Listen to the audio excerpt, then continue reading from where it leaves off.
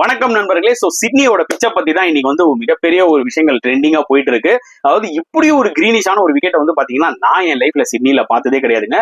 ஜென்ரலா எஸ்சிஜில ட்ரெடிஷனலா என்ன மாதிரி பிச்சஸ் இருக்கும்னு பாத்தீங்கன்னா ஃபர்ஸ்ட் 2-3 டேஸ் நல்லா பேட்டிங் இருக்கும். அப்புறம் போக போக பால் திரும்ப ஆரம்பிக்கும். அதாவது சப்கான்டினென்ட் டீம்ஸ் எல்லாருமே வந்து சிட்னி டெஸ்ட் மேட்ச்ல நல்லா பண்ணுவாங்க. ஏன்னா அது அவங்களுக்கு ஏத்த மாதிரி இருக்கும். பட் இந்த ஒரு பர்டிகுலர் சிட்னி விக்கெட்ல வந்து பாத்தீங்கன்னா பயங்கரமா கிரீனிஷா ரெடி பண்ணிருக்காங்க. It was very tough for the batsman, எந்த டவுட்டுமே கிடையாது. And at the same time நல்லா ஞாபகம் வச்சுக்கோங்க, இந்த 5 டெஸ்ட் மேட்ச் நீங்க கம்பேர் பண்ணீங்கன்னா இந்த விக்கெட் தான் இருக்கிறதுலே ரொம்ப ரொம்ப டிஃபிகல்ட்டான ஒரு விக்கெட் பேட்ஸ்மேன்ஸ்க்கு. அப்போ இந்தியா டாஸ் வின் பண்ணி பேட்டிங் ஆடி ரொம்ப கஷ்டப்பட்டாங்க, to be very honest. And அந்த ஒரு ஆப்பர்ச்சுனிட்டியை செம்மையா யூஸ் பண்ணி ஆஸ்திரேலியா 185 ஆல் அவுட் பண்ணிட்டாங்க இந்தியாவை. பட் ஸ்டில் ஒரு ஸ்டேஜ்ல இந்தியா 150 வருவாங்களான்னு நினைச்சோம்.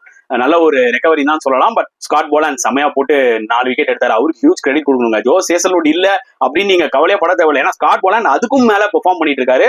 கண்டிப்பா one of the best bowlers இந்த கரண்ட் ஏரால கண்டிப்பா ஸ்காட் போலாண்ட் சொல்லலாம். ஏன்னா அந்த லெவலுக்கு அவர் போடுறாரு மக்களே.